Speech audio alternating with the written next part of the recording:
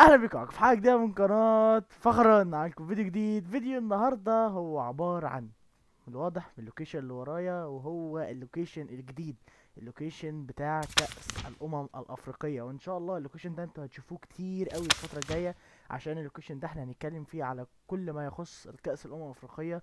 إذا كان تحليل ماتشات، إذا كان توقعات لماتشات، إذا كان أي حاجة هنتكلم فيها عن كأس الأمم الأفريقية هنتكلم عليها في الجزء ده. طبعا أنا عملت امبارح أو أول امبارح فوت على اليوتيوب، وقلت حابين نعمل سلسلة على كأس الأمم الأفريقية ولا لأ، والحمد لله بنسبة 100% كله قال اه. فالنهاردة احنا هنتكلم على كأس الأمم الأفريقية. طيب الفيديو النهاردة يا بودي عبارة عن ايه؟ طبعا هي كأس الأمم الأفريقية. طبعا في ميعاد اللي انتوا بتشوفوه في الفيديو ده هيكون مصر هتلعب كمان كام ساعة، فإن شاء الله يعني نتمنى لها كل خير. بس طبعا أنا بصور الفيديو ده قبل البطولة، يعني احنا النهاردة يوم الأربع 10/1 بصور الفيديو ده، عشان لو طبعا الفيديو ده هيكون فيه توقعات في الاخر خالص عن المجموعات كلها. فعشان لو قلت توقعات الناس تقولش انت توقع الكلام ده، فاحنا الفيديو ده متصور يوم الاربع 10/1 قبل البطولة، ولكن انتوا هتكونوا بتشوفوه يوم الحد. اللي هو مش هيفكر هيكون كام 14/1 تقريبا. طيب خلينا بقى نخش في الموضوع على طول. اول حاجة توقعاتي، الاول هنتكلم على مصر. بالنسبة لي مصر هي في مجموعة سهلة نسبيا، يعني انت معاك كاب فيردي ومعاك موزمبيق ومعاك غانا وانت الرابع بتاعهم، فانت يعتبر الفرق كلها، يعني ربنا ما وقعكش في مجموعات صعبة تانية. يعني مثلا ما وقعتش زي مع كنت ممكن تقع مع فرق كبيرة زي، يعني انا بص انا فاتح المجموعات دلوقتي اهو عشان نشوف كل حاجة مع بعض، عشان طبعا انا اكيد مش حافظ المجموعات. يعني في مجموعة بالنسبة لي اللي هي جروب A فيها فرقتين نار اللي هما الكوت ديفوار ونيجيريا، وفيهم ومعاهم غينيا بيساو. وفي مجموعة برضو قوية جدا فيها السنغال والكاميرون وغينيا.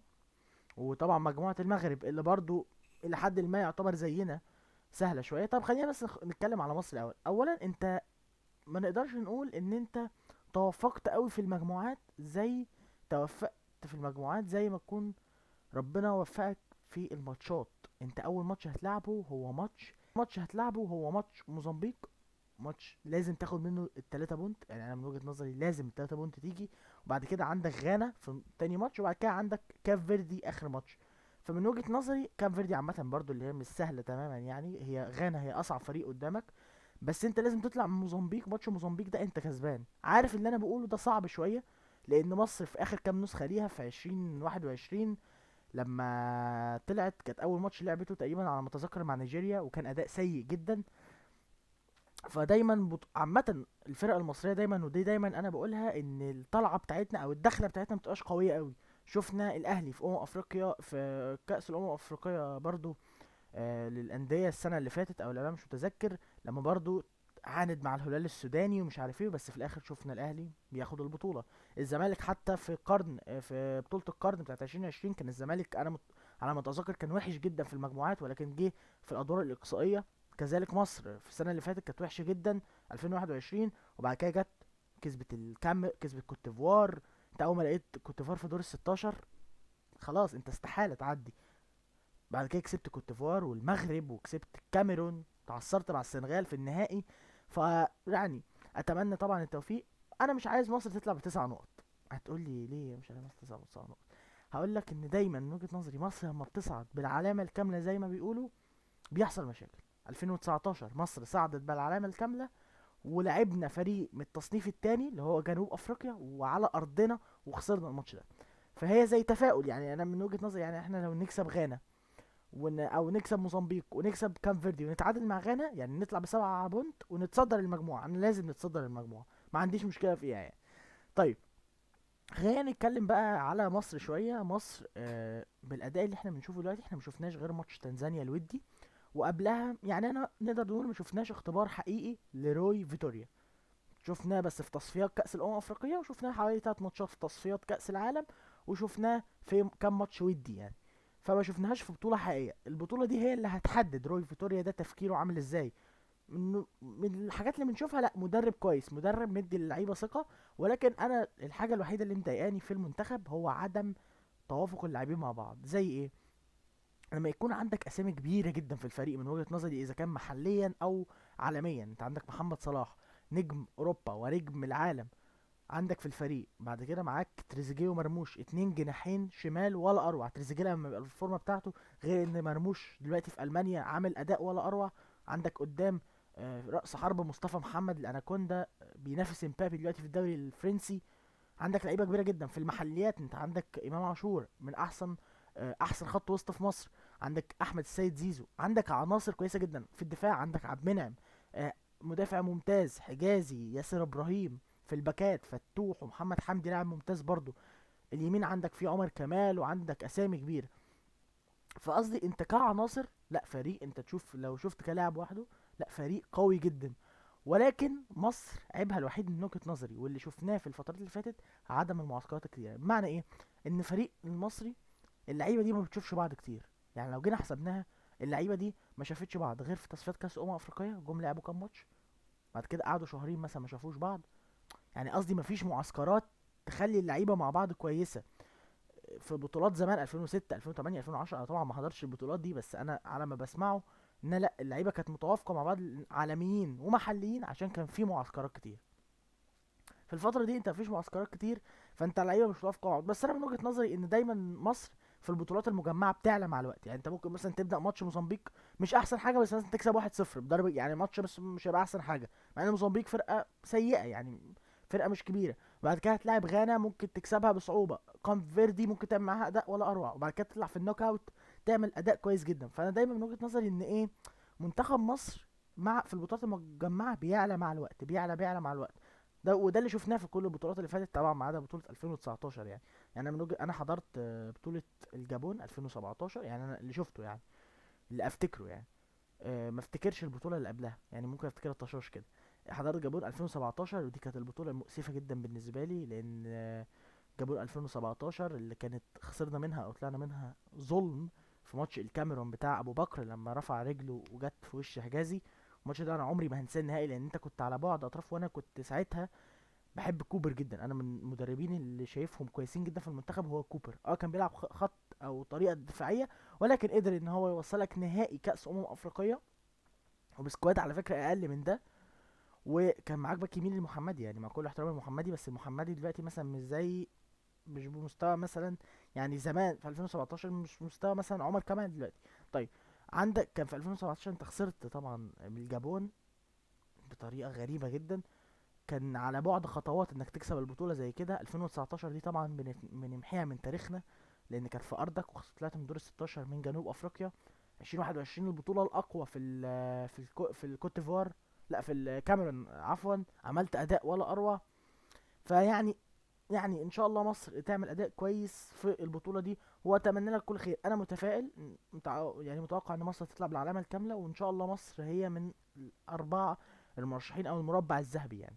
وهنقول مين المربع الذهبي بعد ما نقول فقره التوقعات. طيب خلينا نخش بقى في فقره التوقعات.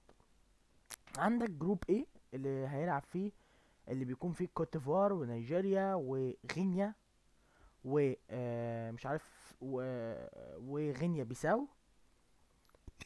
تمام، انت عندك الاربع فرق دول من وجهة نظري طبعا، يعني اكيد من غير كلام المرشح لغايه دلوقتي كوت ديفوار طبعا على ارضها، ولكن نيجيريا فيها اسامي كبيره جدا، فما تقدرش تقول هنا فين. بس ممكن نقول ان نيجيريا هتصعد، يعني مش عارف، يعني برضو نيجيريا وكوت ديفوار مش عارف اقول مين اول ومين تاني. هما طبعا هما بس الاتنين اللي هيصعدوا، ولكن من وجهة نظري ان نيجيريا هتصعد اول على الكوت ديفوار. هتقولي الكوت ديفوار في ارضها، يعني انا بقول اهو، نيجيريا هتصعد اول وكوت ديفوار هتصعد تاني. بعد كده عندنا مجموعة مصر وغانا وكاب فيردي وموزمبيق، وطبعا هو المتوقع هو مصر ان شاء الله في الصدارة على رأس المجموعة، وغانا في الثاني المجموعة. بعد كده عندك جروب سي، وهو غينيا والسنغال والكاميرون وجامبيا. فطبعا يعني نقدر نقول المرشح طبعا المركز الاول هيصعد بيه السنغال، والمركز التاني ممكن نقول الكاميرون. بعد كده عندنا جروب دي اللي فيه موريتانيا وانجولا والجزائر و بوركينا فاسو. طبعا كل التوفيق لمنتخب الجزائر، المنتخب العربي. وهنا انجولا برضو فريق كويس نوعا ما. بوركينا فاسو ما يعني مش شايفهم بقالي كتير، مش متابعهم بقالي كتير. ممكن نقول الجزائر اول طبعا مجموعة، مع ان الجزائر مش في احسن حالتها دلوقتي. ونقدر نقول بوركينا فاسو تاني مجموعة. وانا مع ان شاكك في دي، يعني دي اسوأ توقع ممكن اقوله. وبعد كده عندك تونس ومالي وجنوب افريقيا وناميبيا. ناميبيا جنوب افريقيا فريق كويس، ومالي ممكن يكون الحصان الاسود للبطولة دي. فمش عارف الصراحة، يعني جنوب افريقيا منتخب كويس برضو. طبعا تونس على رأس المجموعة ويليها جنوب افريقيا. خلينا نقول توقع مختلف شوية يعني. ما اعتقدش يعني ممكن جنوب افريقيا تصعد على مالي بفرق نقطة، فرق اهداف يعني. اعتقد مش هيبقى الفرق كبير يعني، بس طبعا تونس هتصعد اول. اخر جروب معانا وهو جروب الاسهل اعتقد، تنزانيا وزامبيا وكونغو الديمقراطية ومغرب. فمن وجهة نظري طبعا المغرب مركز اول على المجموعة، وهي اصلا من اعتقد المرشح الاول هي والسنغال ان هما يكسبوا البطولة دي. فالمغرب واعتقد هي ليها الكونغو الديمقراطية. طيب دي توقعاتنا سريعا، خلينا نقولهم تاني. كوت ديفوار ونيجيريا، ده هنقولهم بعد كده مصر وغانا، انا بقولهم بالترتيب تمام. وبعد كده السنغال اول، كاميرون تاني، جزائر وبوركينا فاسو، تونس وجنوب افريقيا، والمغرب والكونغو الديمقراطية. طيب كده احنا قلنا توقعات المجموعة، طبعا مع كل التفاؤل لمنتخب مصر بإذن الله يصعد أول المجموعة دي، ويقدر إن هو يقابل فريق من الفريق اللي هو التصنيف الأقل شوية. وبعد ما توقعنا مين هم اللي هيصعدوا بإذن الله، نتمنى آه، إن مصر تصعد أول وتاخد البطولة دي وتوصل حتى المربع الذهبي. وده الأمل، لأن أنا بالنسبة لي أمل إن احنا نفوز بكأس أفريقيا بعد غياب طويل جدا من 2010.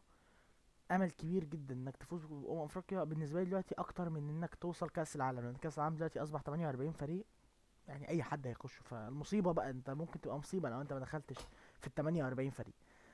طيب دي كان كل حاجه اقدر اقولها لك على منتخب مصر، وعلى توقعاتي لكاس افريقيا اللي هتقام في الكوت ديفوار، ومن يوم 11 من يوم 13 يناير لغايه 11 فبراير. وده كان كل حاجه اقدرها لك في الفيديو ده. بس عايز اقول لكم تنبيه، ان ان شاء الله هحاول على قد ما اقدر اني انزل تحليل لماتشات مصر اذا كان في دور المجموعات او في الادوار الاقصائيه. باذن الله في الادوار الاقصائيه كده كده هعملها، لان هكون خلصت امتحانات. ولكن في المجموعات ممكن اعمل لتحليل لماتش مثلا غانا او حاجه، ماتش قوي يعني. لان طبعا عندي فتره امتحانات لسه هخلصها يوم 23، فالنوك اوت الدور ال 16 هيبقى بعد 23. فاقدر ان شاء الله نحلل مع بعض المباريات دي. وده اول فيديو كده في سلسلة افريقيا 2024.